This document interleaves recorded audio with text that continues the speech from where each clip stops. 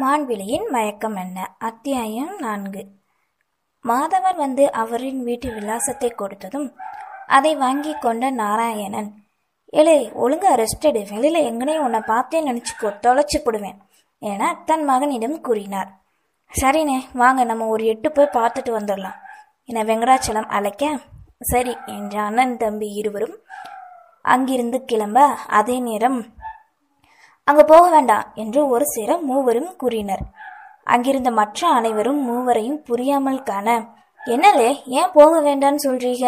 நாராயணன் கேட்க, அது வந்து ஐயா, போக வேண்டான்னு சொல்ல வரல, நானும் உங்க கூட வர்றேன்னு சொல்ல வந்தேன் தனஞ்சலியன் கூறி சமாளித்தான். அதெல்லாம் நீ வர வேண்டாம், உனக்கு பதிலாக நாங்களே நன்றி சொல்லிக்கிறோம். ஆமா, ஏன் ஐயா? செல்வா, நீங்க 2 பேரும் ஏன் வேண்டான்னு சொன்னீங்க? சந்தேகமாய் கேட்க, இருவரும் ஒருவரை ஒருவர் பார்த்து கொண்டனர். அக்கா, அன்னைக்கு நான் சொன்னேன்ல ஏதோ மறைக்கிறாங்கன்னு, ஒருவேளை அதுவா இருக்குமோ? வித்யா மெல்ல இந்துமதியின் காதில் கூறினாள். அமைதியாயிரு, வித்யா மிரட்ட அவளோ உதட்டை சொல்லிட்டு கொண்டாள். இதற்கு மேல் எதுவும் மறைக்க முடியாது என நினைத்து செல்வா, பெரியய்யா என்னை மன்னிச்சிருங்க என்றுவரு வேகமாய் வந்து நாராயணன் காலில் விழுந்தாள். இல்லை என்னலே, எதுக்குலே என் காலில் விழுகிற? என்னலே, என்ன நடந்ததுலே? அவனை எழுப்பியவாறு கேட்டார்.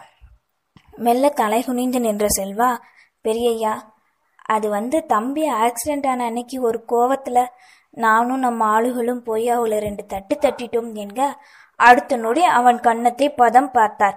என்ன காரியம் பண்ணி வச்சிருக்க நீ? எப்படி இப்படி பண்ணலாம்? அந்த வீடே அதிரும் அளவுக்கு நாராயணன் கத்த, அதை கேட்டு சிறுவர்கள் மூவரும் பயந்து தன் அன்னையின் காலோடு கட்டி கொண்டு முகம் புதைத்தனர். எல்லாம் நம்ம வீட்டு உப்ப தின்ன விசுவாசம்தான் அப்படி பண்ணிட்டேன். அந்த நேரத்துல நான் கூட கொஞ்சம் கோபமாதான் இருந்தேன். அமர்ந்து கொண்டிருந்த சங்கரமூர்த்தி மெல்ல கூற, ஏன்யா அதுக்காக என்ன ஏதுன்னு தெரியாம அப்படியா பண்றது? வீட்டு நொறுக்கி ஆளுங்களை அடிச்சு அவமானப்படுத்தி அவங்க மனசு என்ன கஷ்டப்பட்டிருக்கும்? நாராயணன் கேட்க பதில் கூற முடியாது இருந்தனர். செல்வானே, என்னென்ன இப்படி பண்ணிட்டீங்க? நான் உயிரோட இருக்கிறதுக்கு காரணமே அவங்கதான். சற்று எரிச்சலுடனே தனஞ்சலியன் கூற, என்னை மன்னிச்சிருங்க தனா தம்பி, நான் வேணா அவர் காலில் விழுந்து மன்னிப்பு கேட்கிறேன் எல்லாரும் முன்னாடியும் தலை குனிந்து மெல்ல கூறினான் செல்வா. நடந்தது முடிஞ்சது, மாத்தவா முடியும்? ஏலே, இனிமே இப்படி அவசரப்பட்டு எதையாவது பண்ணி தொலைக்காத, வாங்கனே போகலாம் என்ற வெங்கடாச்சலம் நாராயணன் அழைத்து செல்ல, அவர்கள் பின்னே நாயை போல் செல்வா செல்ல, முதல் முறையாக குற்ற உணர்வில் தவிப்புடன் இருந்தான் தனஞ்சலியன். அதன் பின் அவரவர் வேலையை பார்க்க செல்ல, தன் அருகில் அமர்ந்திருந்த பேரனை கண்டவர், ஐயா ராசா, அந்த ஆளு உனக்கு இவ்வளோ பண்ணுனாருன்னு எங்களுக்கு தெரியாது இல்லையா? அதான் செல்வாட்ட அப்படி சொல்லிட்டேன். நான் தான் அவனை இங்கே கூட்டிட்டு வர சொன்னேன். ஆனா இந்த கூறு கெட்டவன் விசுவாசத்தை காட்டுறேன்னு சொல்லி 4 தட்டு தட்டிட்டு வந்துட்டான் ஐயா. சங்கரமூர்த்தி மெல்ல கூற, ஏ அப்புச்சி, இதுக்கெல்லாம் நீதான் காரணமா? இரு, உன்னை வச்சு செய்கிறேன் என்ற தனஞ்சலியன் மெல்ல எழுந்து சென்றான். ஐயா கற்பா, எல்லாம் நல்லபடியா நடக்கணும், நீ தான் பார்த்துக்கிடணும். மேல் நோக்கி கையை காட்டி வேண்டிய அப்புச்சி மெல்ல எழுந்து வெளியே சென்றார். செல்வா கார் ஓட்ட, நாராயணன் மற்றும் வெங்கடாச்சலம் இருவரும் பின்னே அமர்ந்திருக்க மகிழ்வதனின் வீட்டிற்கு சென்றனர். நேரம் செல்ல அந்த கிராமத்திற்குள் நுழைந்ததும் அன்று சென்றதால் அவர்கள் வீட்டிற்கு செல்லும் வழி தெரிய வீட்டின் முன் காரினை நிறுத்தினான் செல்வா. முதலில் இருவரும் இறங்க, சாயங்காலம் நேரம். வெளியே முற்றத்தை கூட்டி தெளித்து கொண்டிருந்த பூங்குழி யோசனையுடன் நிமிர்ந்து கண்டாள். அந்த முள்ளுவேலி போட்ட தட்டியை தாண்டி இருவரும் உள்ளே நுழைந்தனர். வெள்ளை வேஷ்டி சட்டையில் வந்த அவர்களை கண்டு புரியாமல் பூங்குழலி அப்படியே நிற்க, அவர்கள் பின்னே வந்த செல்வாவை பார்த்ததும் பயங்கி நடுங்கினாள். ஐயோ அம்மா என கத்தியவாறு அப்படியே வாளியை போட்டுவிட்டு வீட்டுக்குள் ஓடினாள். பாப்பா நாராயணன் அழைக்க, அவளோ பயத்துடன் அலறிக்கொண்டு வீட்டுக்குள் சென்று மறைந்தாள். செல்வாவை கண்டு முறைத்தவர் சிறிது நேரம் என்ன செய்வது என தெரியாமல் அப்படியே நிற்க, வெள்ளை சேலையில் நெற்றியில் திருநீருடன் வெளியே வந்தார் நாகரத்தினம். சேலையை இழுத்து போத்தி கொண்டு மெல்ல வெளியே வந்தவர், வணக்கம் கையெடுத்து கும்பிட்டு கூற, வாசப்படியில் பூங்குழியும் திருவும் நின்றிருந்தனர். நாங்க சங்கபுரத்திலிருந்து வரோம், பெரிய துறையை பார்க்கணுமே வெங்கடாச்சலம் கேட்க, ஊர்க்காரர்கள் வெளியே நின்று வேடிக்கை பார்க்க வாயை பொத்தி கொண்டு அங்கேயே அழுதார் நாகரத்தினம். அவர் அழுவதைக் கண்ட இருவரும் பதற செல்வாவிற்கு தான் அன்று பேசிய வார்த்தைகளும் செயல்களும் ஞாபகம் வர அவரின் கோலத்தை கண்டான். இப்பொழுது உண்மை புரிய, ஐயோ அம்மா, என மன்னிச்சிருங்க. வேகமாய் அவரின் காலில் விழுந்தான். ஐயோ, என்ன இது? அழுது கொண்டிருந்த நாகரத்தினம் பதறி விலக, முதல்ல உள்ள வாங்க என்றவர் அவர்களை உள்ளே அழைத்துச் செல்ல அவரின் பின்னே செல்வாவும் நுழைந்தான். உட்காருங்க, நான் குளிக்க ஏதாவது கொண்டு வரேன். இல்லம்மா, நாங்க பெரியதுரையை பார்த்து மன்னிப்பு கேட்கணும், அப்புறம் என் பையனை காப்பாத்தினதுக்கு நன்றி சொல்லணும் என்க அவரும் அதை கேட்டு மேலும் தேம்பி அழுதார்.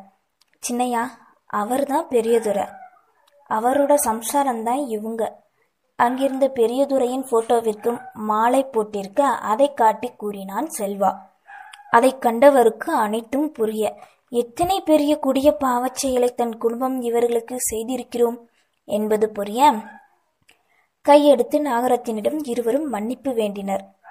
எங்களுக்கு இந்த விஷயமே தெரியாதுமா, எங்களால தானே இப்போ உங்க குடும்பத்துக்கு இந்த நிலைமை. வெங்கடாச்சலம் பரிதவிப்புடன் கூற, அவர் விதி முடியணும்னு இருந்திருக்கு, அதான் நெஞ்சுவலின்னு சொல்லி எங்களை எல்லாம் விட்டு போயிட்டாரு. போனவர் எங்களையும் கூட்டிட்டு போனா சந்தோஷமா இருந்திருக்கும். எங்களுக்கு யாரும் இல்லாத இந்த உலகத்துல 3 பிள்ளைகளையும் என்னையும் இப்படி தனியா தவிக்க விட்டுட்டு போயிட்டாரே தாவி மனுஷன் என விசும்பியவாறு நாகரத்தினம் புலம்ப பதில் கூற முடியாமல் நின்றிருந்தனர். அதே நேரம் கல்லூரி முடிந்து வீட்டுக்குள் நுழைந்த மகிழ்வதனி வெளியே கார் நிற்பதைக் கண்டு யோசனையுடன் உள்ளே நுழைந்தாள். அங்கே முதலில் நின்ற செல்வாவை கண்டவளோ அதிர்ந்து தன் கையில் வைத்திருந்த புத்தகத்தை தவறவிட்டாள். சத்தம் கேட்டு அனைவரும் வாசல் நோக்கி திரும்ப வேகமாய் செல்வாவை நோக்கி வந்த மகிழ்வதனிக்கு அன்று வராத தைரியம். தன் தந்தை இழந்ததற்கு பின் இன்று வர அவன் சட்டையை பற்றினாள். டேய், உன்னை யாரடா என் வீட்டுக்குள்ள வர சொன்னது? என் அப்பாவை கொன்னுட்டையே கொலகார பாவி, நீ எல்லாம் நல்லாவே இருக்க மாட்டடா, வெளியே போடா முதல்ல என்றவாறு அவன் சட்டையை பிடித்து வெளியே தள்ள, ஏய் மகிழ், என்ன பண்றா, முதல்ல விடு அவங்கள என்றவாறு நாகரத்தினம் வந்து தடுக்க எதுவும் செய்ய முடியாது நின்றிருந்தனர் நாராயணனும் வெங்கடாச்சலமும். விடுமா என்ன, இவனால தானே அப்பா நம்மளை விட்டு போனாரு. நாம அண்ணாதைய நிக்கிறதுக்கு காரணமே இவன் தானம்மா, இவனை ஏமா வீட்டுக்குள்ள விட்ட? கோபமாக ஆத்திரத்துடனும் கத்த, என்னடி பண்ற நீ? பெரியவங்க முன்னாடி இதான் நான் உன்னை வளர்த்தல் விதமா? நாகரத்தினம் கடிந்து கொள்ள அவன் மேல் வைத்திருந்த கையை விட்டவள் அதன் பின்னே பெரிய மனுஷர் இருவர் நிற்பதை கண்டாள். அம்மாடி, உன்னோட கோவம் எங்களுக்கு புரியுது. அவன் ஏதோ எங்க பையன் மேல உள்ள பாசத்தெல்லாம் அப்படி பண்ணிட்டா, மன்னிச்சிருமா. சிறியவள் என்றும் பாராமல் கையெடுத்து மன்னிப்பு வேண்டாம். நீங்க சொல்லிருவீங்க, ஆனா எங்க அப்பாவை இழந்து நாங்க படுற வேதனை எங்களுக்கு தானே தெரியும். இவன் பேசின பேச்சால தானே எங்க அப்பாவுக்கு நெஞ்சுவலி வந்தது. நல்லா இருந்த குடும்பத்தை இப்படி நாசம் பண்ணிட்டீங்களே. நாங்க என்னையா பாவம் பண்ணணும்? தெரிஞ்சு யாராவது வண்டியை ஏத்துவாங்களா? அப்படி தெரிஞ்சு ஏத்துற வந்து அவனே ஹாஸ்பிட்டல் கூட்டிட்டு போய் அவங்க பொண்ணு ரத்தத்தையே தருவாங்களா? சொல்லுங்க. எங்க அப்பா என்னைக்கும் யாரையும் அழிக்கணும்னு நினைச்சது கிடையாது, வாழ வைக்கணும்னு தான் நினைச்சிருக்காரு. அதான் என் ரத்தத்தையே கொடுத்து உங்க வீட்டு பையனை வாழ வச்சிருக்காரு. இன்னைக்கு உங்க பையன் உயிரோட இருக்கானா அதுக்கு காரணமே எங்க அப்பா தான். ஆனா நீங்க அவர் உயிரையே எடுத்துட்டீங்களேயா. கோபத்தில் ஆரம்பித்தவள் அழுகையில் முடித்து அப்படியே அமர்ந்தாள்.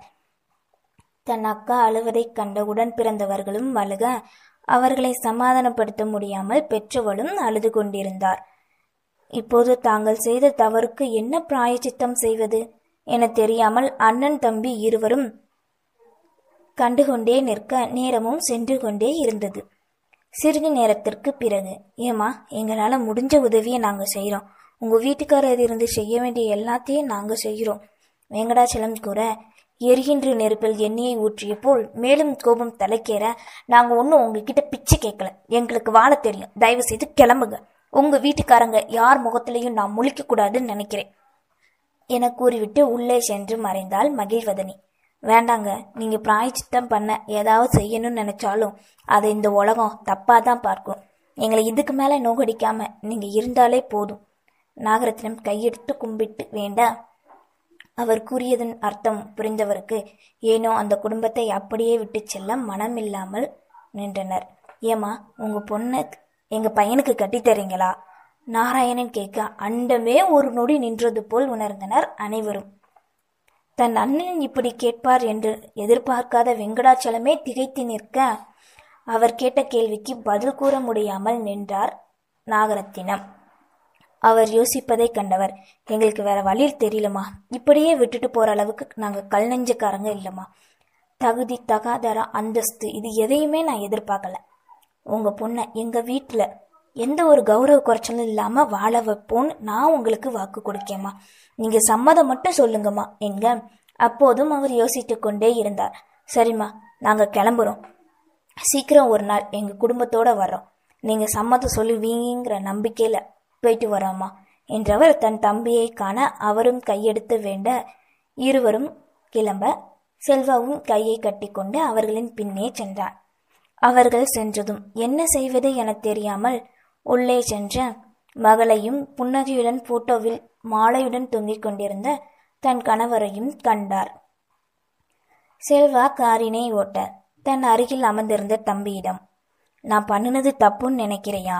உன் விருப்பம் இல்லாம உன் பையனுக்கு அவங்க பொண்ணை கேட்டத கூற வர, அண்ணா என்ன இது, நீங்க என்னை விட பெரியவங்க, நீங்க கொடுத்த வாக்குல எந்த தவறும் இல்லை. அவனும் உங்களுக்கு புள்ளதானே அண்ணா. என்ன வீட்டில் இதை பத்தி பேசினா அவங்கெல்லாம் என்ன சொல்ல போறாங்கன்னு தான் யோசனையா இருக்கு. என்ன பார்த்துக்கலாம் வெங்கடாச்சலம். ஆனா எத்தனை தடை வந்தாலும் நான் இன்னைக்கு கொடுத்த வாக்கை நிறைவேற்றியே ஆவேன் என உறுதியுடன் கூறினார் நாராயணன். நன்றி.